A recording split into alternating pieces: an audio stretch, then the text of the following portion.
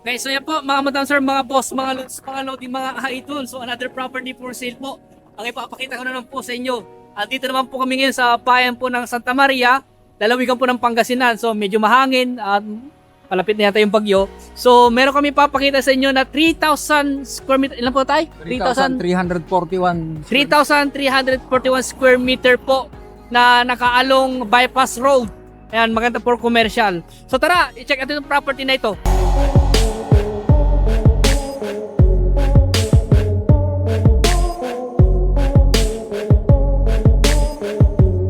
Okay, so yan po mga madam sir, mga boss, mga lods, mga lodi.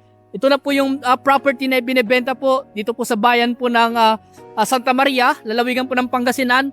Yun nga po yung presyo, boss, sir, 3,341 square meter po. Nakakalimutan ko yung yung size. May presyo po na 3.5 million. So simula po dito sa ano po na yan, yung kahay po na ito. Yan, diretso po hanggang dun po sa banda rito, sa may tapat daw po ng ito po, dito sa banda nito. Nasa mga 32 meters yung kanyang entrada. So maganda po itong property na to, for commercial po siya, for industrial, sa mga naghahanap po dyan ng pang bodega o pang warehouse, pang hardware, baka ito na yung pinahanap po ninyo. At ang maganda rin po dito, back to back yung kalsada po niya. So pupuntahan po na yung mamaya yung kabilang kalsada doon. At yun nga lang po, medyo mas mataas yung kalsada kaysa sa property. So magtatabon po talaga dito. Pero ganun po talaga, kailangan natin tabunan para kayo po ay may level natin sa kalsada. So try ko pong pasukin yung ibang part. Kaso nga lang medyo masukal, pero itatry ko po para makita niyo po ninyo. Ayan. So bababa lang ako dito para may pakita po yung baba. So ito po pala, ito po yung way na papunta po sa town proper po ng Santa Maria. Mga ilang minutong driving lang po, siguro na sa mga wala pang 3 minutes o wala pang 5 minutes pala. Wala pa pong 5 minutes nasa town proper na po ng Santa Maria.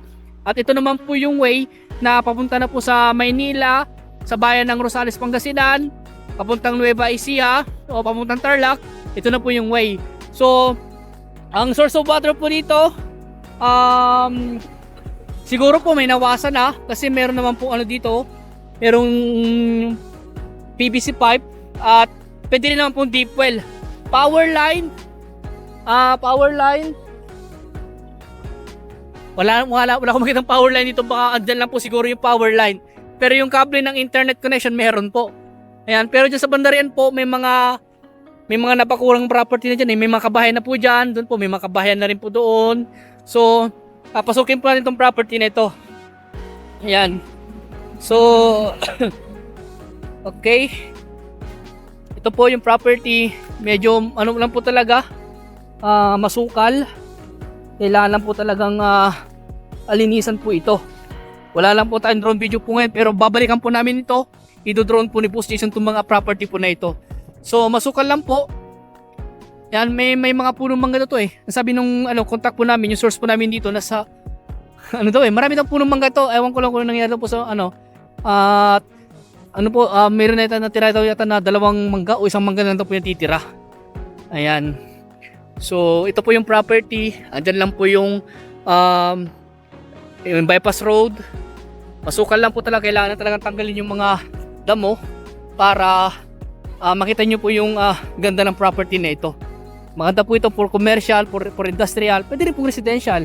Nasa inyo po yan kung ano po yung pwede nyo pong gawin sa property na ito. Yan, talaga wala akong makikita na wala akong makita na na pwedeng pasukan. Matambo po talaga. Sige po, puntahan na lang natin yung ibang part ng property dito sa may kabilang kalsada naman po. Okay po, so dito po kami sa likod ng property. Ayan. So andun lang po yung highway.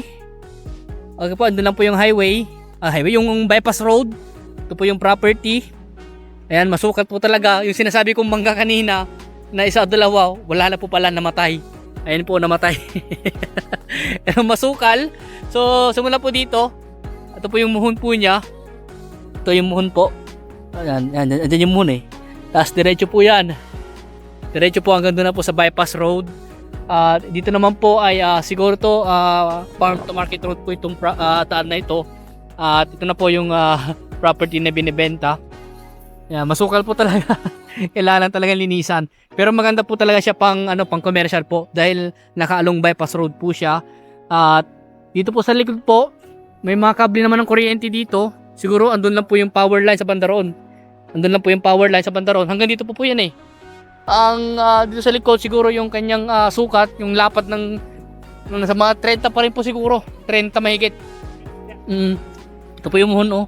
Ayan yung muhon. So dito po sa tabi ng property, meron pong bahay. Dito may bahay. Oh, dito sa part ng likod. At ito nga yung mga sinasabi. Kakala nila buhay pa pero patay na. Ayan po. So masukal. Hindi talaga muna tayo makikita ang po dito, view. Pero tingnan natin sa side dito. Ayan. Nakidaan na lang po ako dito sa kabilang property para makipakita ko po yung side. O, ito naman po yung side. Masukal pa rin talaga. Wala pa rin tayong makita. Pero sa sunod po, papaliparan po namin ng drone para makita po ninyo. Ayan. Basta importante po, ang maganda po dito talaga, title property po siya, clean title. Buhay po yung nakapangalan sa titulo ay sa source po namin. Ayan, ipa-flash ko sa screen yung kanyang titulo po. Doon na lang po sa unang minuto po ng aking vlog. Doon ko ipa-flash yung kanyang titulo. So, ito po yung kapitbahay nila. Ayan. At maraming mga punong tumubo. May mga Jimelina. May mga ano pa yung mga to. Pero karamihan po Jimelina yung tumubo. Tsaka doon lang po yung bypass road sa bandaroon. Ayan. So, kung may ibang katanungan po kayo regarding sa property nito, tumawag lang po sa akin o kaya yung aking contact number dyan naka-press sa screen, naka-register po yan sa Viber sa WhatsApp at pwede niyo kontakin sa Messenger. Yan, kung gusto niyo mag-viewing sa property nito, mag-schedule lang po kayo para masamahan po namin kayo.